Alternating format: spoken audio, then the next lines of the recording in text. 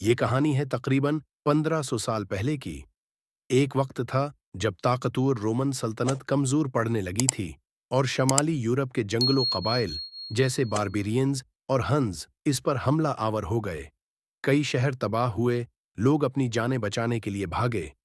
लेकिन मसला ये था कि एक तरफ समंदर एड्रियाटिक और दूसरी तरफ टेरेनीन सी, कोई महफूज जगह नजर नहीं आती थी। तब लोगों ने एक अजीब और मुश्किल फैसला किया। वो करीब के छोटे छोटे आइलैंड्स की तरफ निकल पड़े जो समंदर के बीच थे। वहां जमीन नहीं, बल्कि नर्म कीचड़ जैसी मिट्टी थी, जिस पर खड़ा होना भी मुश्किल था। लेकिन इन लोगों के पास कोई और रास्ता न था। शुरू में सबको लगा कि यहां बसना नामुमकिन है। जमीन इतनी नरम कि पांव रखो तो अंदर धंस जाए। कुछ लोग वापस जाना चाहते थे, लेकिन वापसी का मतलब था मौत। दुश्मन ताक में बैठे थे। इसी वक्त एक आदमी जो कीचड़ में धंस रहा था, अपने बोट का तिला जमीन में गाड़ने लगा। हैरत की बात यह हुई कि वो इतनी गहराई तक गया कि बलाखिर सख्त मिट्टी से टकरा गया। वो जम गया। और बस यहीं से एक नए ख्याल ने जन्म लिया। ऐसा ख्याल जिसने वेंस शहर की बुनियाद रख दी। लोगों ने करीबी जंगलात से दरख्त लाकर उनके तने इन जजायर की जमीन में गहरे गाड़ने शुरू कर दिए। ये तने 5 मीटर नीचे तक जाकर सख्त जमीन में अटक जाते थे।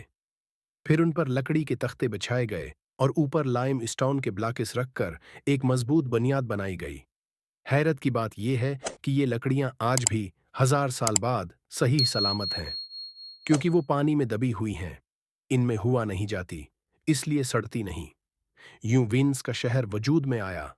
फिर घर बनने लगे, शुरू में लकड़ी के, लेकिन आग लगने के वाकयात बढ़ने लगे तो ईंटों का इस्तेमाल शुरू हुआ। 3 मंजिलों से ज्यादा ऊंचे घर नहीं बनते थे ताकि वजन कम रहे। दीवारों में खास गारा इस्तेमाल होता था जो उन्हें मजबूत और थोड़ा लचकदार रखता था। अंदर की दीवारें और फर्श लकड़ी से बनते और उन्हें लोहे के राड्स से जोड़ा जाता था। आहिस्ता आहिस्ता पूरे आइलैंड्स पर घर बन गए।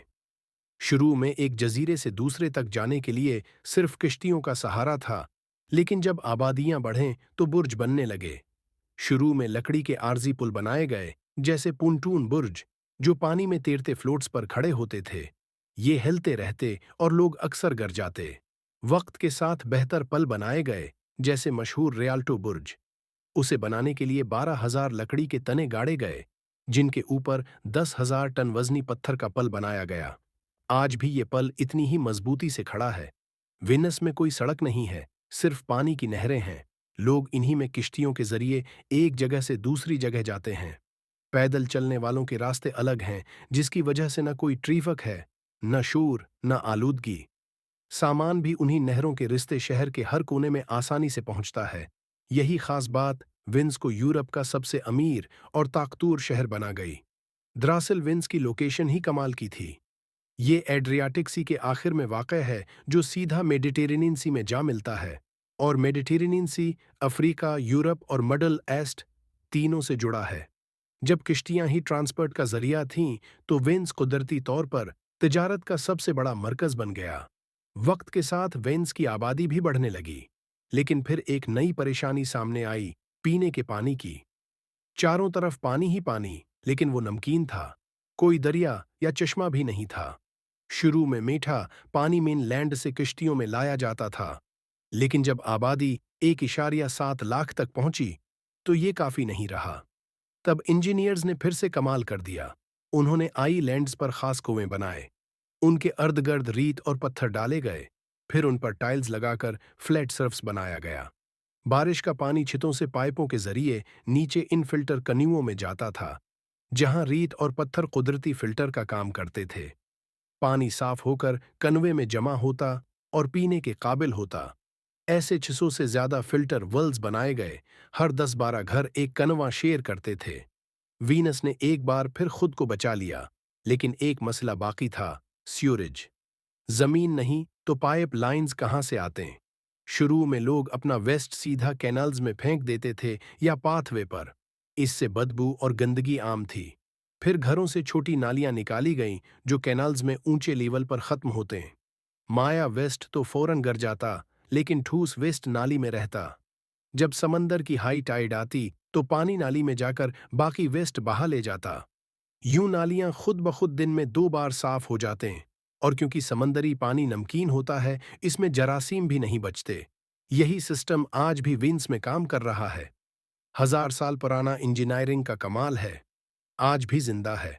और हाँ, ये सच है कि विंस हर साल 1 या 2 मिलीमीटर जमीन में धिसता जा रहा है, लेकिन ये अब भी दुनिया का वाहिद शहर है जहां न कारिज हैं, न बाइक्स, सिर्फ किश्तियों की दुनिया है। हर साल यहाँ आक्वा अल्टा आता है, यानी सर्दियों में पानी का लेवल बढ़ जाता है और रास्ते पानी में डूब जाते हैं। फिर भी हर साल 60 लाख लोग इस जादुई शहर को देखने आते हैं, जबकि यहाँ के असल रहने वाले अब सिर्फ 50,000 रह गए हैं। वीन्स कोई आम शहर नहीं, ये इंसान की हिम्मत, अक्लमंदी और जज्बे की वो जीती जागती मिसाल है जो पानी पर खड़ी है। मिलते हैं अगली सफर कहानी में।